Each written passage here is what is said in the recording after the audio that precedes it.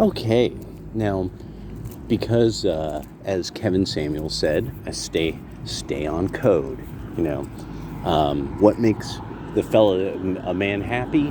That's his happiness. You know, and there's men who they go to places like South and Central America, to the continent of Africa, to the Philippine Islands to find a wife. And so there's this woman called Forever Single, like 59 or Forever Single something or other. And she was, I guess, running some TikTok thing where she's dressing down the passport bros.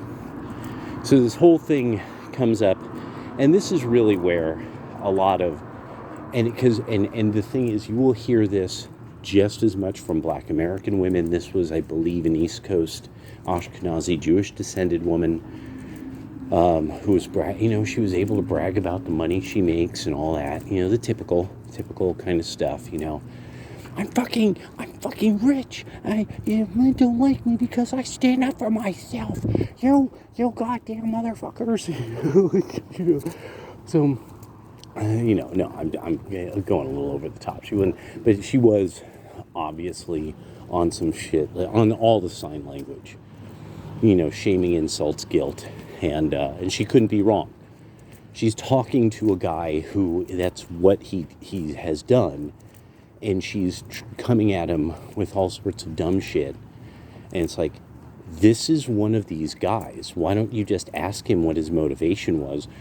Because what do they say the motivation is? Let's go straight there.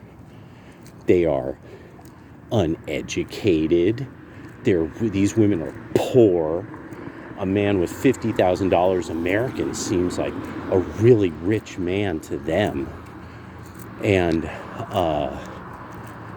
what was it? They can't speak English.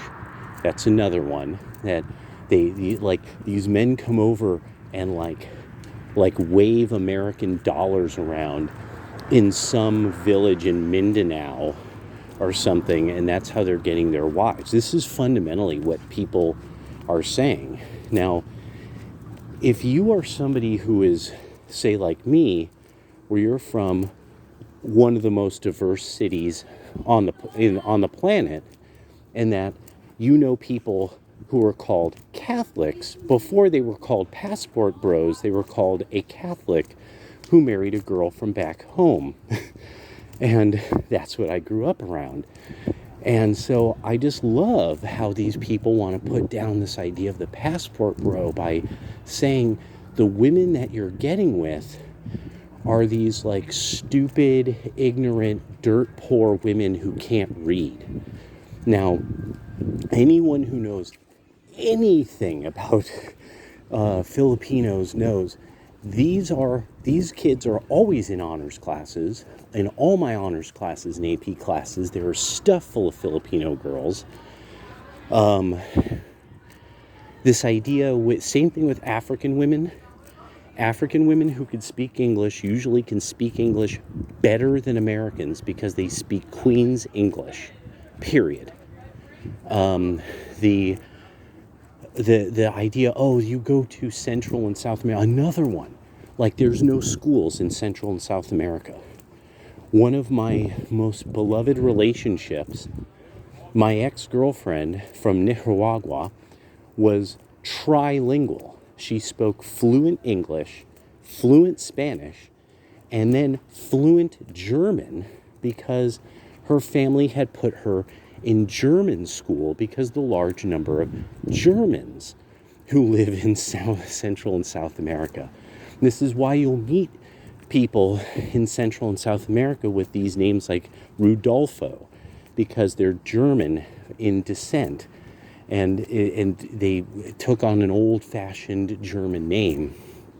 And so I really wanted to bring up this quite specific form of it's such a fascinating form of like super racist first world imperial princess behavior, because they never say to these guys, oh yeah, you're doing this because of, like really a pretty good rational solid reason.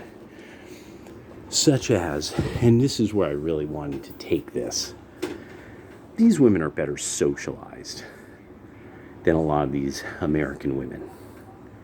These are women who they can look with confidence at their mother and father and talk about what they did on the weekend honestly. Why? Because they probably didn't get broke off and get their back broken. You know, I mean, now people say, oh, you don't know about that part of the world. But it's just, it's much, you know, it is what it is. They're better socialized.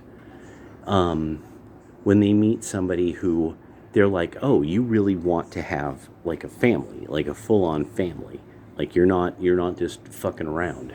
Then for them, it's great because this is somebody who's like, they've gone out of their way to find somebody who wants to have a family.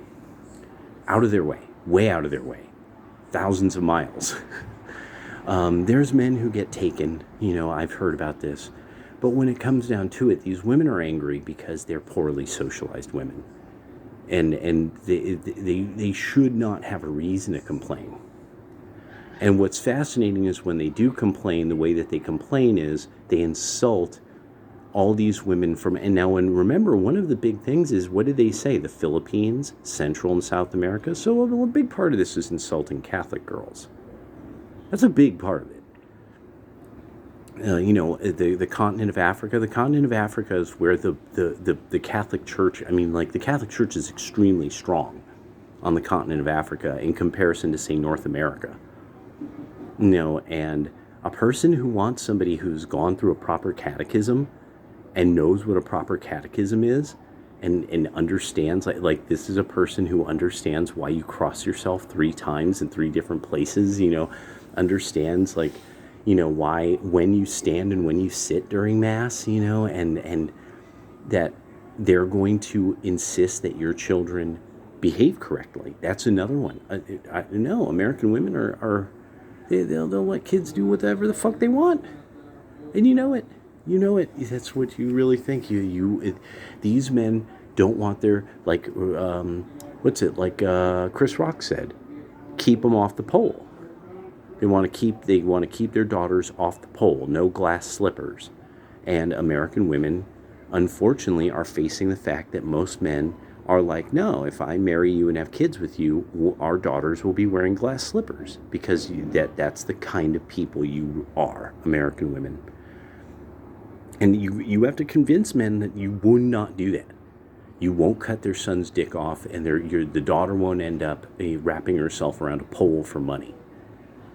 And these guys are meeting women in other parts of the world, and they're like, these are the kinds of women who this will not happen. That would be, they would feel shame. They would feel real, genuine shame. This is yeah, she might decide to spank the kid, but it better than they end up on the pole or a lopcock.